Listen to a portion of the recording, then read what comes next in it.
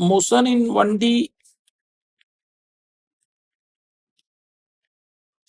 को जानने के लिए हम सबसे पहले तो देखेंगे कि इसके अंदर कंडीशन क्या है, किस तरह से हम इसके क्वेश्चन को सॉल्व करेंगे। सो आप ये मान लीजिए कि मोशन इन 1D के क्वेश्चन हमेशा एक्सीलरेशन कांस्टेंट होता है।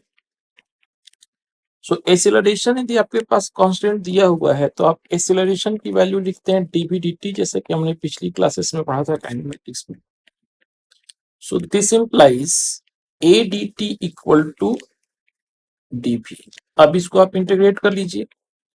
जब समय 0 होगा तो इनिशियल वेलोसिटी u हो गई, जब समय t होगा तो इनिशियल वेलोसिटी हो जाएगी v। बच्चों एक कांस्टेंट है तो a को बाहर निकाल लो यहाँ पे, तो ये 0 से t dt हो जाएगा सिंपली, और यहाँ पे ये v बन जाएगा u2v। अब यहाँ पे भी आप लिख सकते हो a t from 0 to t, और यहाँ पे आपके पास हो जाएगा v माइनस। अब हम इसको दोनों को एक्सचेंज कर लेते हैं तो हमारे पास हो जाएगा v equal to u plus a into T minus 0, यानी कि प्लस ए। एक साथ ही कर दिया, v equal to u plus A T जो है एक साथ लिख दिया मैंने, क्योंकि ये a इंटू टी माइनस 0 होगा ना, ये t minus 0। So a into t minus 0 is 80 basically. So v equal to u plus 80. This is your equation first. अब एक्सीलरेशन एक कांस्टेंट है हमारे पास, और हमारे पास v आ चुका है u प्लस 80। सो अब की बार आप क्या करोगे, आप इसको लिख दोगे dx dt equal to u plus 80। So dx की वैल्यू हो जाएगी हमारे पास u plus 80 into D T. अब इसको इंटीग्रेट करेंगे, इसको इंटीग्रेट करेंगे, ये होगा अगेन 0 से x तक इंटीग्रेट, ये 0 से t तक इंटीग्रेट होगा। यहाँ पे हो जाएगा ये x फ्रॉम 0 टू x, ये जो है होगा वो ut एंड प्लस यहाँ पे देखो एक कांस्टेंट है t dt की वैल्यू हो जाएगी t स्क्वायर बाई 2, तो ये at स्क्वायर बाई 2, इसका integration from 0 to t। So यहाँ से हमारे पास हो जाएगा x minus 0 equal to u into T minus 0 plus half a t square minus 0 square. So यहाँ से जब आप सॉल्व करोगे तो x की वैल्यू हो जाएगी ut plus half a t square. So this is your equation 2। अच्छा, यहाँ पे चूंकि मैंने 0 से लिया था, ओरिजिन से चालू किया था, ये भी हो सकता है कि यहाँ पे x0 लिखते मैं। x0 का मतलब ये हुआ कि initial position is not going to be 0, it is something x0 या x1 या x इनिशियल। सो उस केस में ये जो dx होगा वो आएगा हमारे पास x या x initial to x final कर दूं मैं, जैसे यहाँ पे x इनिशियल कर दूं, यहाँ पे x फाइनल कर दूं, इनिशियल टू फाइनल। सो उस केस में हमारे पास ये हो जाएगा डेल्टा x। ठीक है, इक्वेशन 2 हो गए। थर्ड इक्वेशन भी हम सॉल्व कर लेते हैं इंटीग्रेशन मेथड्स। सो एक्सेलरेशन को लिखने का एक और तरीका है v dv dx। सो हमारे पास हो जाएगा v dv equal to a dx। अब इसको इंटीग्रेट कर दो, यहाँ पे 0 से x जाएगा तो ये u से v जाएगा। अब ये देखो v स्क्वायर बाई 2 हो जाएगा फ्रॉम u टू v, और ये हो जाएगा तो हमारे पास एक x, सिंपली x, क्योंकि एक कांस्टेंट है तो बाहर निकल जाएगा, और dx का इंटीग्रेशन x होता है। सो यहाँ से हो जाएगा v square minus Q square by 2 equal to ax। Therefore v square equal to u square plus 2ax। पहला हो जाता है v equal to u plus A t, दूसरा को हम लिखते हैं delta x equal to U T plus half a T square, और तीसरा हम लिखते हैं v square equal to u square plus 2ax। So this is equation 1, this is equation 2, this is equation 3। So s n जो होता है वो हो जाएगा u into n plus half a into n square, U T plus half a T square से, और s n minus 1 हो जाएगा u into n minus 1 plus half a into n minus 1 का whole square. Therefore displacement in the nth second को हम क्या बोलेंगे, S nth, और वो होगा एस एन माइनस 1। तो एस nth जब निकालोगे तो ये हो जाएगा u n plus half a n square minus u n minus one -1/2 n minus one का होल स्क्वायर, मतलब कॉमन ले लो तो u into n minus n plus one n plus half a n square minus n minus one का whole square. तो ये जब आप सॉल्व करोगे तो एस nth आ जाएगा u plus half A and इसकी वैल्यू हो जाएगी 2n माइनस वन ओनली, सो 2n माइनस वन। सो ये जो होगा हमारे पास ये हो जाएगा nth, सेकेंड में चली गई दूरी। So this equation is numerically correct, dimensionally down.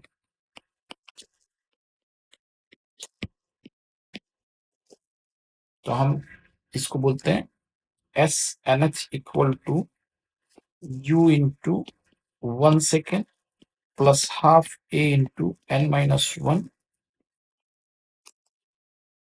Into 1 second.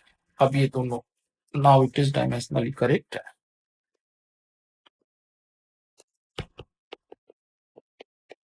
Now it is dimensionally correct, numerically correct तो है भी, डायमेंशनली करेक्ट।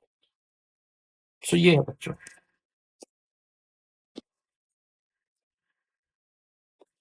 सो मतलब ये हुआ कि जो मेरा पहला इक्वेशन है तो वो हो गया v equal to u plus A into T. दूसरा इक्वेशन हो गया s equal to delta s equal to U T plus A T square and third v square equal to u square plus 2 into delta s। यहाँ पे हम delta s को लिखेंगे s final minus s initial and displacement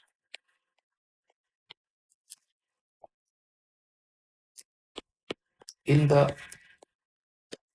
nth second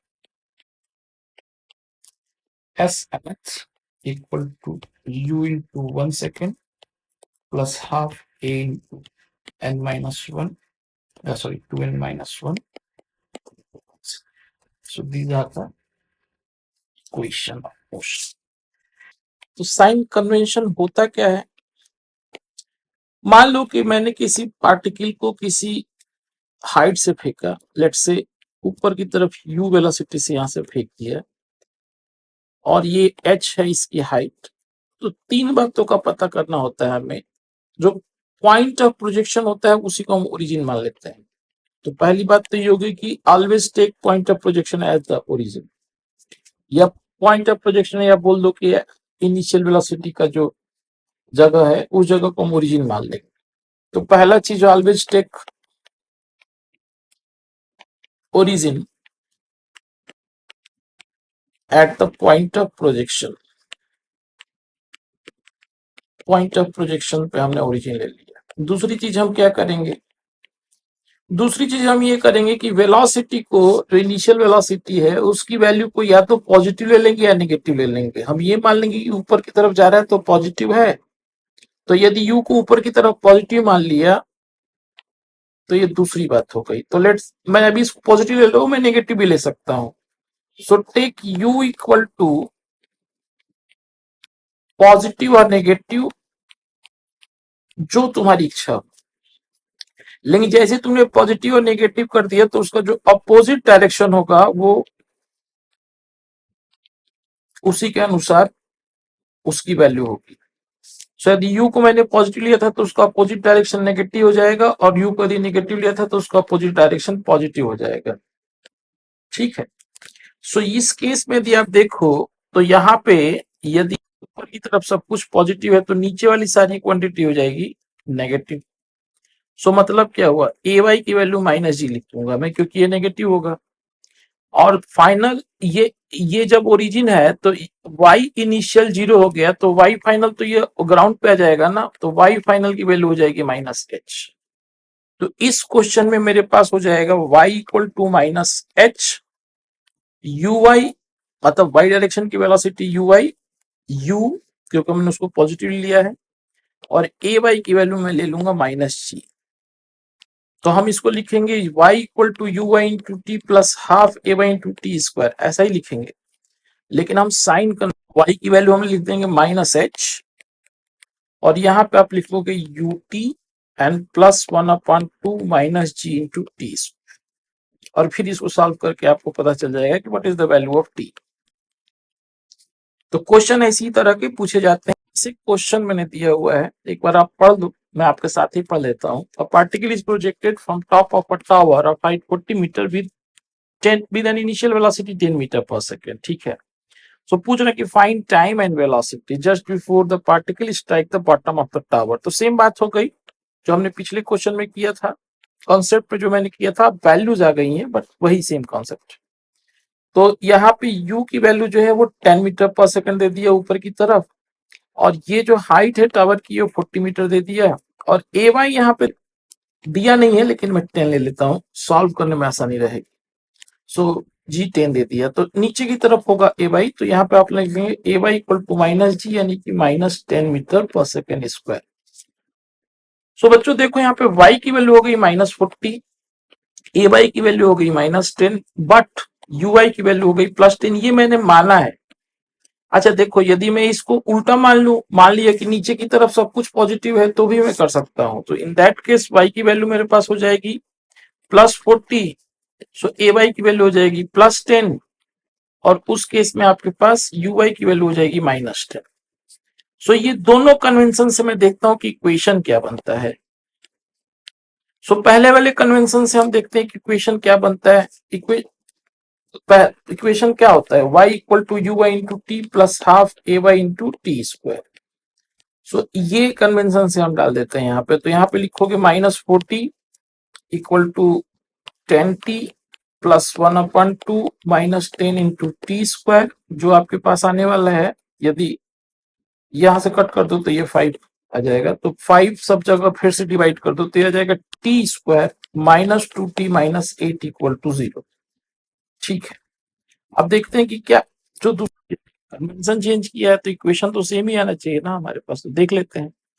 सो इस convention से यदि देखोगे तो 40 इक्वल टू लिख लोगे आपकी बार -10, यहाँ पे मैंने गलती से -10 था, -10 into T plus 1/2 10 into T square. बच्चों देखो यहाँ पे अगेन ये क्या होने वाला है कि ये 5 हो जाएगा, और अगेन ये हो जाएगा T square -2t -8 equal to 0। So convention change करने से देखो ये चेंज नहीं हुआ।